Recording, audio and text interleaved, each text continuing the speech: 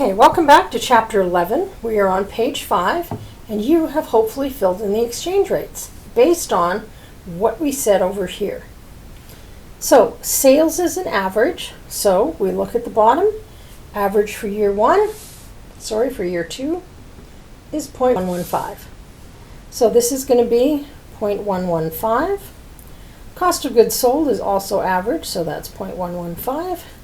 And again, bear in mind, they might have said, sales don't work evenly all year, so instead it will give you averages or something like that. Change in inventory is a calculation that we're going to do later. Actually, let's just do the exchange rates, then the calculations. Okay, when the asset was acquired. Now, it didn't say when the asset was acquired, so we're assuming they had it before when we bought them.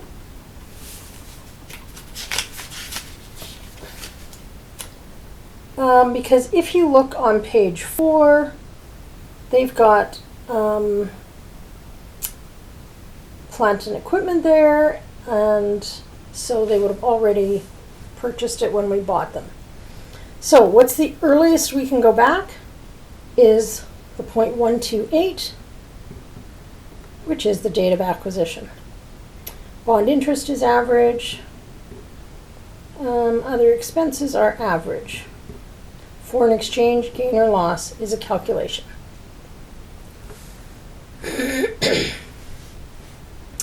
So, retained earnings, historical balance, beginning of year 2. So, we don't have beginning of year 2. We only have year 1. That's the one I'm going to use. 0.128. Comes from above. Dividends, when they were declared. If you notice at the very bottom, date dividends were declared, the exchange rate was 0.106. So that's going to be 0.106. Now let's go to the balance sheet. So closing rate is the date we're doing the financial statements, the end of the year. So end of year 2, this is the closing rate. So all the monetary, 0.104, 0.104, 0.104, 0.104, monetary assets and liabilities.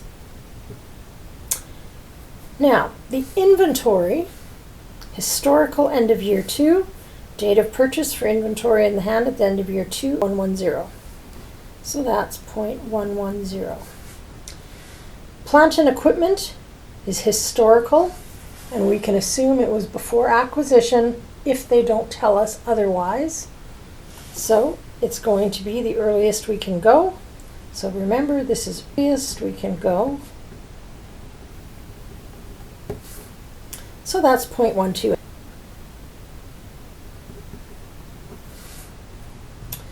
Now, common shares, again, we assume they issued them at the beginning when they bought them, when they were formed. Actually, if you go back and look, your common shares were indeed 1.5 million when we acquired them. So the earliest we can go is acquisition date, so that's 0.128. And this is going to be calculation.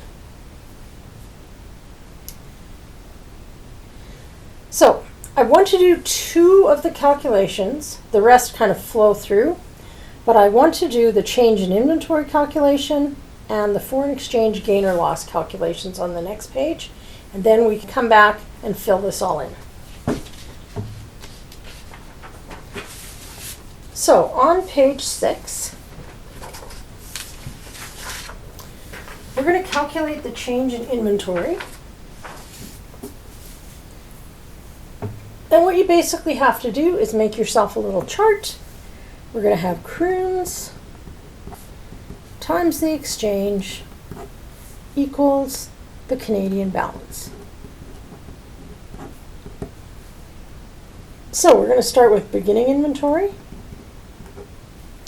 minus ending inventory, and that gives change in inventory, which is the number they gave us. Now, we don't know all these numbers.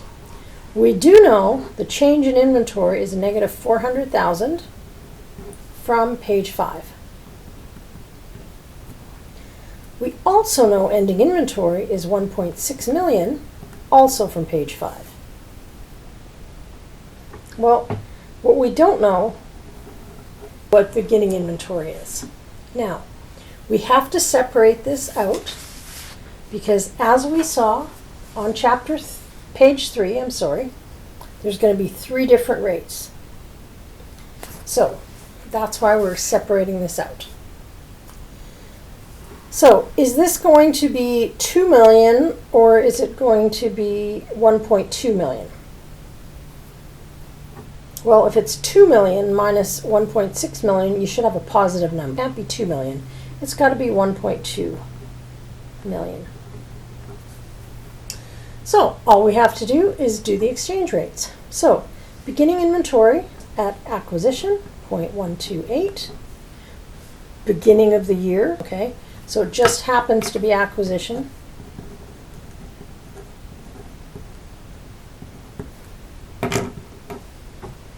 And ending inventory, they already told us, was 0.110.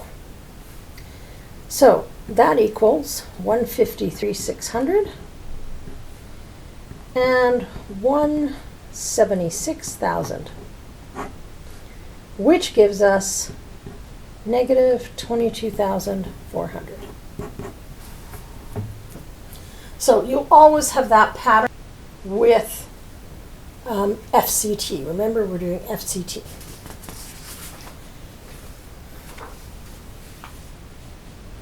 So we can go back here to page 5 and just write in our little number that we calculated, which was negative 22,400. And that was from page 6.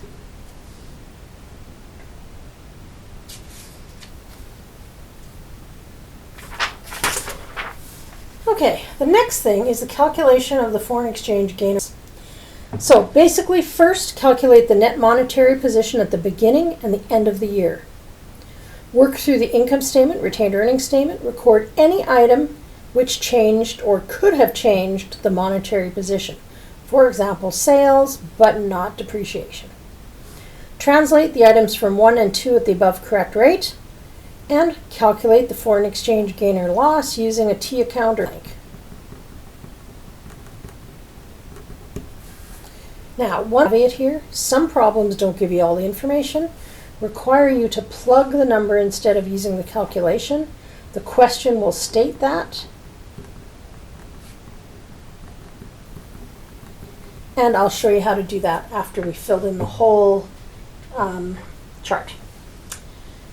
Okay, so the first thing we need is the net monetary position in kroons.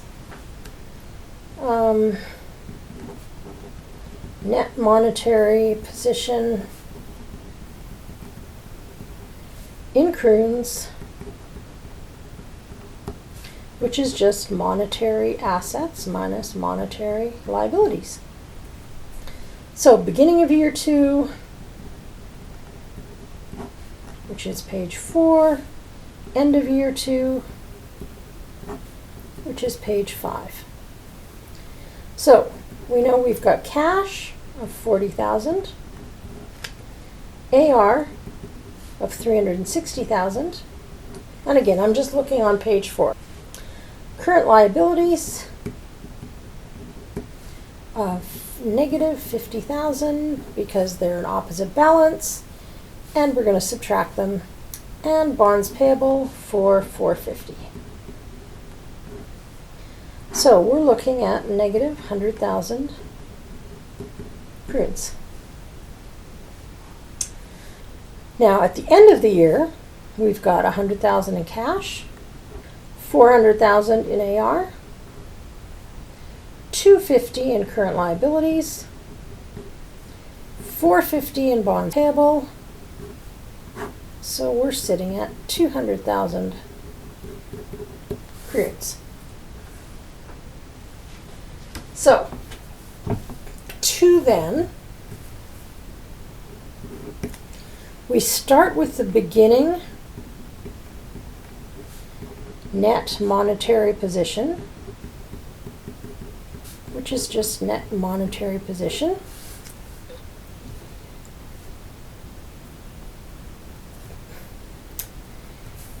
And input changes on the income statement and statement of retained earnings. So, net monetary position and kroons, and then we're going to have an exchange rate, and we're going to end up in Canadian.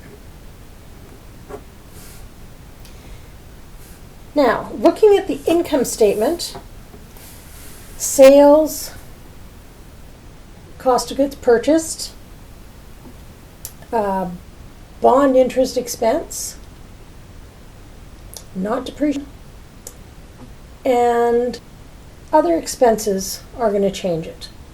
Don't put in the change in inventory,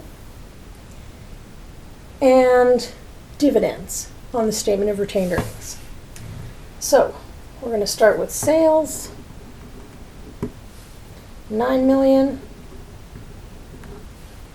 purchases,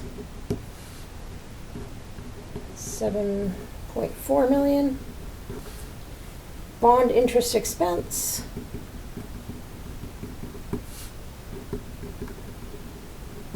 $45,000, other expenses, 1.555 million, and dividends. Now, we're going to multiply these all by an exchange rate.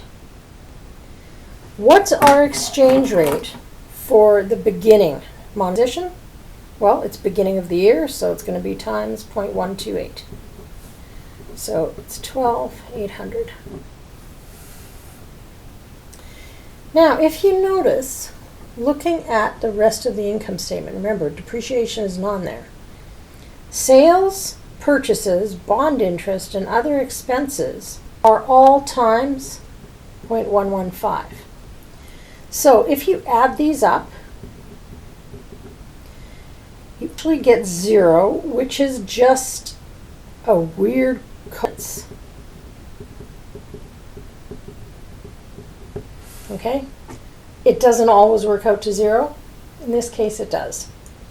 So you times that across, and it's going to be dividends. We already said we're going to times it by 0.106, which gives 10,600.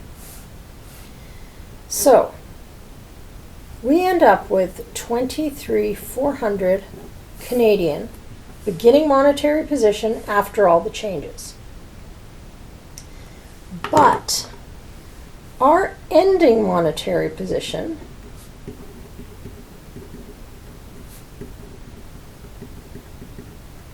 was 200,000 negative. And we're going to times that by 0.104.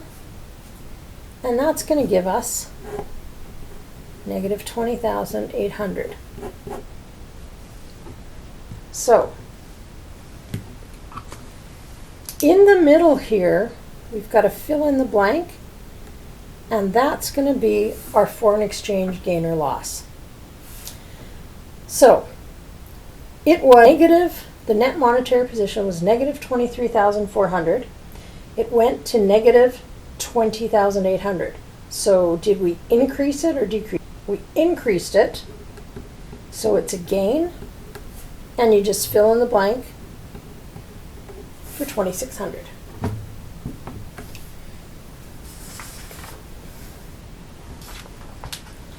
So, make sure there's no depreciation here or inventory.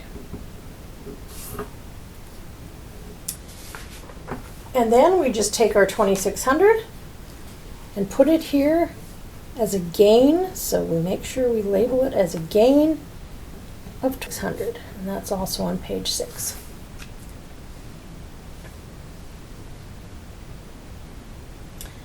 So now the rest is just an exercise in multiplying and filling it out and see how it works. So we will do that on the next video. Bye.